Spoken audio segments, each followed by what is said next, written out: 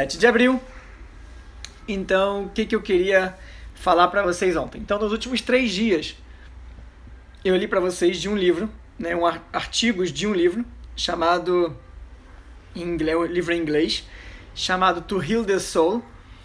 Em português é Para Curar a Alma. E eu recebi muitas perguntas ao longo dos últimos dias sobre o livro em si. E até nos dias anteriores, que a gravação está disponível, tá? Nos dias anteriores eu sugeri que quem realmente gostou do que eu li um pouquinho e tudo, que vocês pudessem, obviamente quem desejar, adquirir o livro. Ele está na Amazon, não é um livro meu, tá? De maneira nenhuma. Adoraria que fosse, né? Tão lindo, né? Mas não é meu. Tá? Então tá na Amazon disponível. E eu recebi muitas perguntas nos últimos dias. Eu estava tentando entender para onde eu ia com essas perguntas que tinham sido feitas, que era uma pergunta sobre propósito de vida. Mas qual o propósito da vida? Qual o propósito disso tudo? Conforme eu fui lendo os artigos, que falava muito da gente ir, no geral, os artigos falavam para a gente ir além da fisicalidade, além das emoções, além do mundano e coisas diferentes.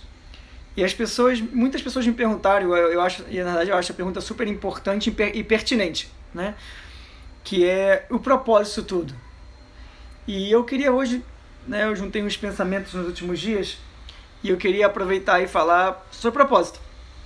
Então, propósito, como diz o meu amigo Guilherme Khalil, o Gui.Khalil, que aliás, se vocês não seguem ele ainda, ele é um artista plástico incrível, que fala coisas mais incríveis ainda.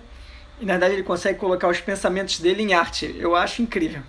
Um dia eu chego lá. Então, se você não segue ele ainda, Gui.Khalil.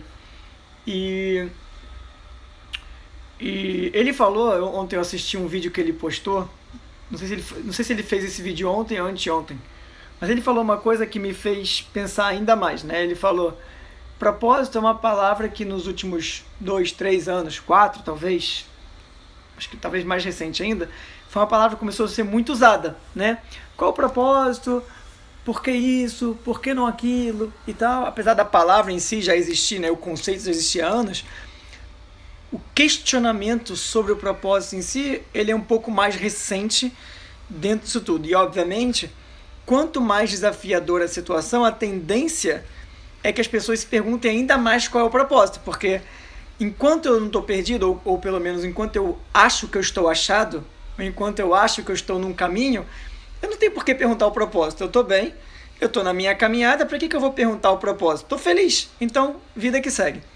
Quando as coisas apertam um pouquinho mais, é o que normalmente leva a gente a questionar: mas qual o propósito disso tudo? Por que isso está acontecendo? É o que normalmente leva a gente a questionar. E essa palavra ficou muito famosa e as pessoas começaram a se perguntar, o que eu acho importantíssimo e válido, especialmente para o momento que a gente está agora.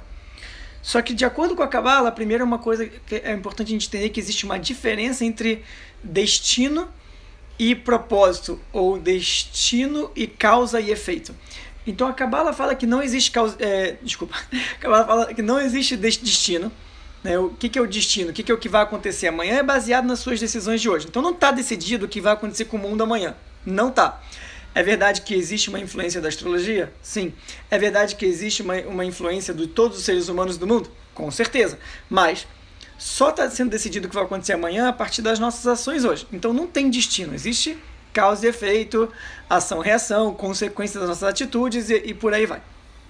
Então, se a gente pega isso, a gente fala sobre propósito, assim, mas qual o propósito? E aí essa pergunta, ela se encaixa em níveis diferentes, porque ela pode ser desde qual o propósito de eu estar fazendo esse vídeo para vocês agora, como ela pode ser qual o propósito de você sentar numa mesa para comer, ou ela pode ir um pouco mais profunda. Qual é o propósito de eu ter certos valores? Ou qual o propósito do mundo estar passando pelo que ele está passando? Ou, mais ainda, que eu acho, na verdade, a melhor pergunta de todas, que é: qual o propósito da vida? Então, quando a gente entra no âmbito do propósito, o propósito tem vários níveis. O principal seria o propósito da vida, e os subníveis seriam os diferentes propósitos que a gente deveria escolhê-los, acreditando que as escolhas que eu estou fazendo estão me levando para aquilo que eu pelo menos acredito que seria o meu propósito de vida. Eu posso não saber exatamente, e tá tudo bem. Acho que dificilmente você pega alguém e fala, eu sei que é isso. Eu acho difícil, mas também é possível, mas acho difícil. Então o que eu quero falar para vocês é que propósito, a gente não tem um único propósito. Sim, a gente tem um único propósito como alma, é verdade. Mas, para manifestar esse propósito de alma, a gente tem ao longo de um dia 30 coisas diferentes que acontecem que são respostas diferentes. Que se eu não tiver um propósito dentro de cada um deles, dificilmente eu vou chegar no propósito maior. É como se fossem pequenas escadinhas. Eu quero chegar no 30º degrau, mas para chegar no 30º degrau tem que passar pelo primeiro, pelo segundo, pelo terceiro, quarto, quinto e etc. Não adianta eu querer pular etapas, não adianta eu querer pular degraus. Então quando a gente fala de propósito é a mesma coisa. Existem vários níveis de propósito diferentes. Então, e existe o propósito da alma. Então minha pergunta, que eu acho que é importante a nossa reflexão dentro disso tudo é, quando a gente fala de propósito, não é só o propósito da alma, que acho que é super importante a pergunta, tá? Mas qual o propósito do que eu estou fazendo agora? Porque se você se pergunta qual o propósito você está fazendo a cada segundo, fica mais fácil de você ser assertivo com as suas escolhas para que você caminhe em direção ao seu propósito. Não quer dizer que você vai ser sempre assertivo, não quer dizer que você vai ser sempre incrível, mas pelo menos você parou um segundo que seja para reflexão, para fazer aquilo que você acredita que deveria estar fazendo. Então, o que eu realmente queria deixar para vocês hoje, a pergunta é que eu acho que a gente sim não sabe o nosso propósito exato, mas também, e com certeza eu acredito que quanto mais a gente se pergunta qual é o propósito das pequenas atitudes ao longo do dia, mais a gente pode caminhar numa trilha, né, numa caminhada que vai fazer a gente chegar na trilha certa. Né? Eu me lembro, no ano de... não vou lembrar o ano, mas eu me lembro da situação, eu acho que foi ano de 2003, talvez 2004, eu posso estar errado com a data agora, onde eu fiz acho que foi 2004, onde eu fiz uma caminhada no Rio de Janeiro, né? Para quem não sabe, entre aspas, minha vida passada eu fui escalador, tive uma loja de esportes de aventura, eu gosto muito da natureza, e em 2004 eu fiz uma caminhada com um grupo de amigos, e a gente fez uma caminhada que a caminhada é Petrópolis-Teresópolis. Para quem conhece essa caminhada, ela vai por dentro do parque da região da Serra dos Órgãos, e você sai em Petrópolis e chega em Teresópolis, tá? E tem gente que faz isso em um dia. Só um segundo, filhão. Tem gente que faz isso em um dia, 12 horas, 14, 15, 16 horas, né? Tem gente que faz correndo. Não é o meu caso. Eu fui com um grupo, então a gente levou barraca, a gente levou comida, a gente acampou e tal. E foi uma caminhada muito gostosa, tava um dia frio, e a gente chegou lá no... o primeiro dia ele é bem desafiador, que ele é só subida. O segundo dia, que você chega no topo de Petrópolis. O segundo dia desafiador tanto quanto, porque eles são 4 vales, acho que são 4 ou 5, 4 vales, então você desce, sobe, desce, sobe, desce, sobe, desce, sobe. E o pior, quando você tá subindo, você não vê que tem mais um vale. Então quando você chega lá em cima e fala, nossa, não acredito, mais um vale, você tem que andar mais um... Enfim, esse é o segundo dia. O terceiro dia é só descida, né? E como diz o ditado, né? Para baixo todo santo ajuda. Mas foi muito interessante, e é por isso que eu estou trazendo essa história agora, que quando você chega quando você vai começar o segundo dia, eu cheguei já escurecendo com o grupo, então a gente não enxergou muito o que tinha ao nosso redor. Então a gente armou a barraca, preparou a comidinha, comeu, acho que bebeu alguma coisa para esquentar e foi dormir. E aí no dia seguinte, a gente foi começar a caminhada e tava uma neblina muito grande lá na Serra dos Órgãos, lá em cima, uma neblina muito grande. E diferente da trilha que a gente tinha pego até então, a trilha ela tem mato dos dois lados, mas tem um caminho, você sabe onde você tem que seguir. Lá em cima era um platô. Um platô significa que era tudo pedra. E quando é tudo pedra, não tem uma trilha, não tem um caminho. É tudo pedra. E aí qual é a direção? E aí como a gente acha qual é o caminho? No meio da neblina, você está no meio de uma pedra enorme, né? Eu não sei a extensão dela, mas está no meio de uma pedra enorme. E você fala assim, e agora? Para onde você vai? Para a direita ou para a esquerda? Para trás a gente sabia que não era, mas daí para frente... Qual é a trilha, né? Porque as trilhas são interessantes. A trilha não é uma coisa tão óbvia. Aí você vai para um lado, para voltar para o outro, você desce para subir, enfim. E Bom, no final a gente se perdeu durante 3 horas, ou 2 horas e meia, né? Eu e mais um outro rapaz que nós éramos, de alguma forma, os líderes lá, a gente desceu e subiu várias vezes até achar a trilha certa, mas no final deu certo. Não tinha nenhum risco, né? O máximo que acontecia, a gente ia dormir mais um dia lá e esperar a neblina passar. Mas, enfim, dormimos lá, a gente chegou e deu certo. E eu pego esse dia, e foi um dia muito desafiador, porque aí também chegando em Teresópolis, que é onde a gente ia dormir para no terceiro dia descer, a gente pegou chuva, então a gente estava com peso, já super cansado, foi uma caminhada cansativa por causa do clima, ainda pegou chuva, então tudo molhado, pé molhado, frio.